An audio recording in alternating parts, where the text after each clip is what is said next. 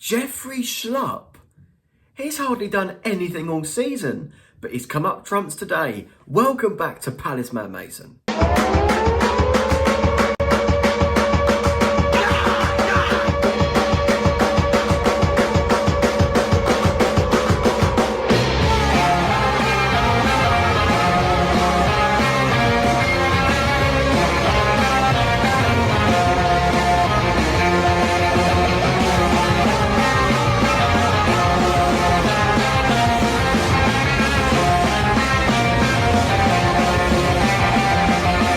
Hello guys, welcome back to the channel. It just feels nice to watch a game where we're not in trouble, isn't it? Full time at Craven Cottage, Fulham 1, Crystal Palace 1. Now, I went into this game with probably higher expectations than I normally do because of the really good run of form we've been on.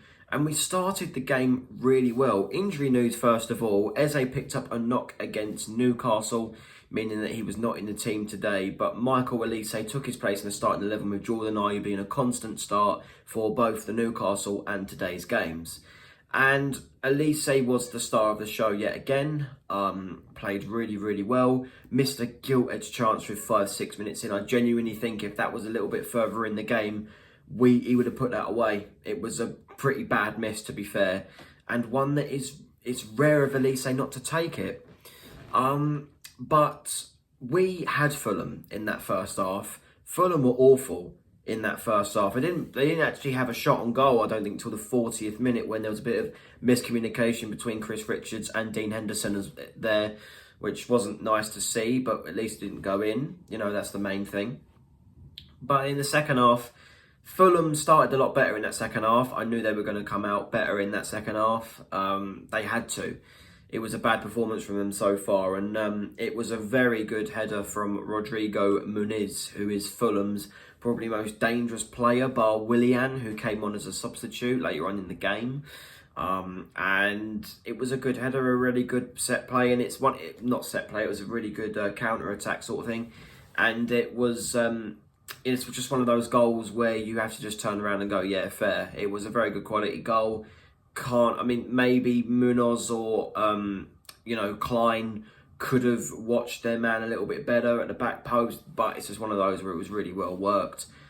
And Fulham took the lead undeservedly. Even though we're safe, I started to get a little bit wound up at the fact that Mateta, who has scored 8 in his last 9 games, was taken off for a man who has scored 2 goals since early December in Odsonne Edouard. But you got to see it from Glasner's point of view. He doesn't want to go into the last 3 games and most certainly the start of next season with injuries as well. So he had to take off Mateta, fair enough.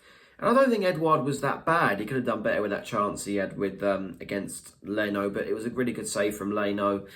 We were just unlucky until Jeffrey Schlupp come on the pitch.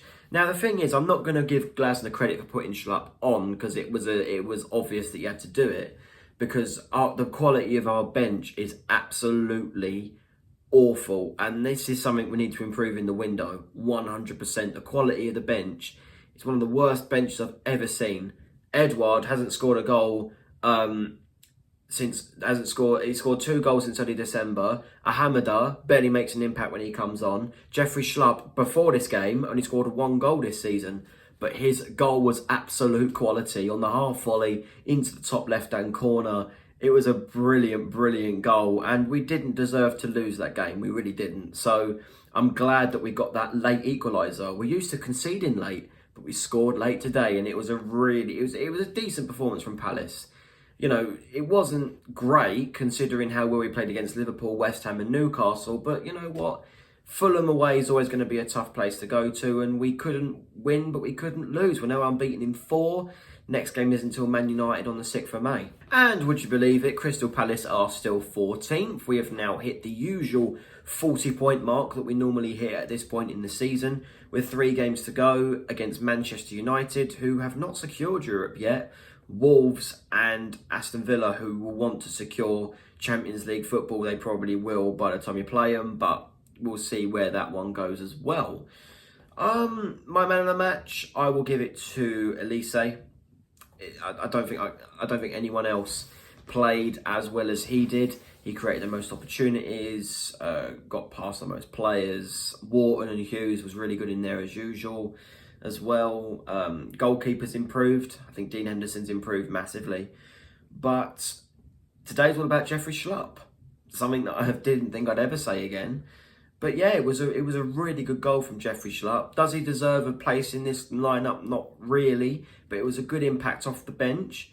And yeah, I'm really pleased with the draw, to be honest. It's our third competitive draw in a row against Fulham. We are now 14th on 40 points, 3 points behind Fulham now. Let's be honest, I think now, correct me if I'm wrong, I think we're 4 points above Brentford in 15th, but we're 3 points behind Fulham, who are 13th, and goal difference-wise, we are really bad. So I don't think we're going to be finishing anywhere other than 14th. I think if we wanted to go higher in the table, we needed to win today, and we didn't. And it's okay. I'm not mad. It's a decent little result, a draw away at Fulham. I'm not going to complain. Would I have complained if Schlupp hadn't banged that one in? Possibly. But decent little result. I'm not going to complain. So full time, 1-1. See you on the 6th of May for the vlog against Manchester United.